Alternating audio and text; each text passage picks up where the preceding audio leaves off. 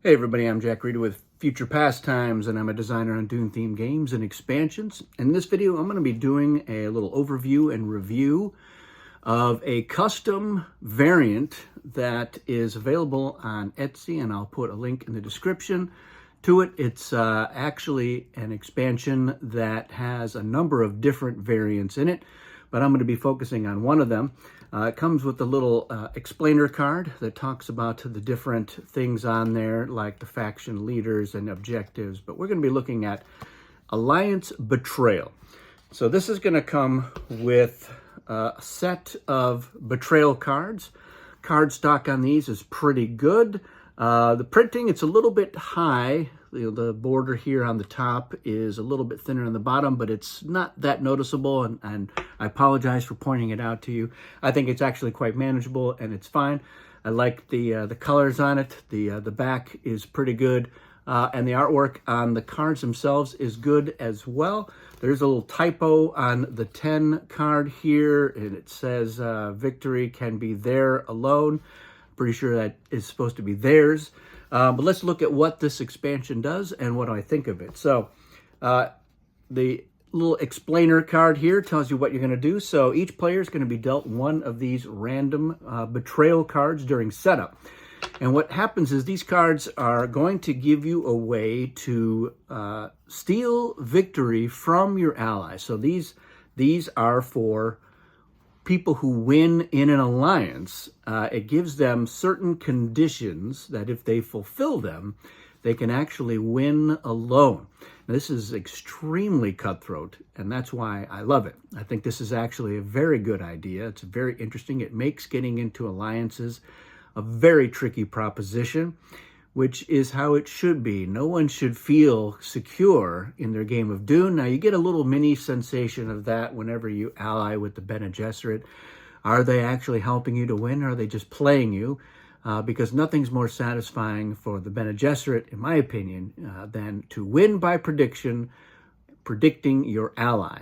And so this literally lets other people kind of get in on that. So what's interesting about this is that it's possible for multiple players to fulfill their conditions if they're in an alliance, but there is a hierarchy. So what's going to happen is, at the end of the game, if an alliance has won the game, each member of the alliance must perform one of the following options: either share the victory as normal or betray. If they're going to betray, then the player, if a player is currently fulfilling the conditions on their betrayal card, they may reveal it and win alone. Now, if multiple players choose to reveal their betrayal cards, the player who had the highest number is going to be the one who actually wins. Now, it doesn't say on here, but the way that I would implement it is that once the win has happened, then you go and you check the players in storm order. Do you want to reveal a betrayal card if you can? So you don't have to.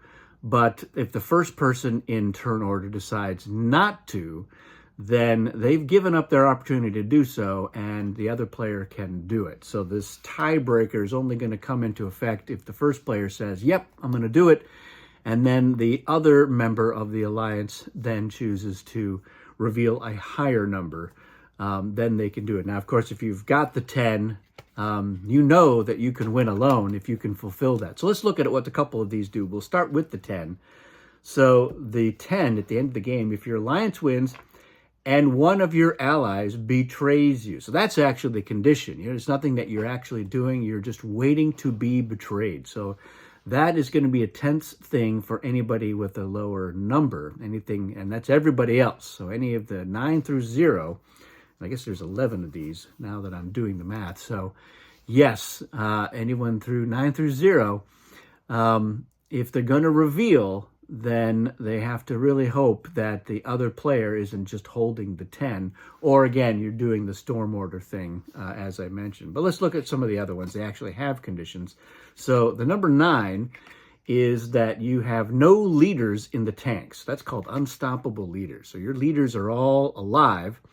They may have been captured, they may be golas, but they're not in the tanks. So that is a pretty high condition, and so that's why it's a 9.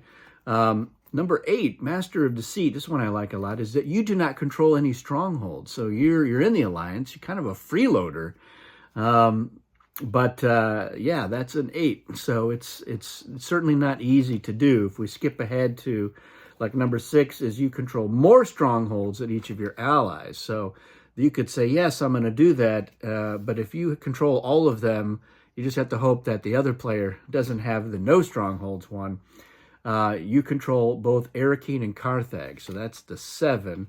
If we look down at what the 0 is, the 0 is that no other player reveals a betrayal card. So that's, again, if you're hoping that you're the last one in storm order, and the other player says, yeah, I'm not going to do it, and you can say, well, then I will, and I will betray you, and I didn't have to do anything except not be betrayed, which is really awful.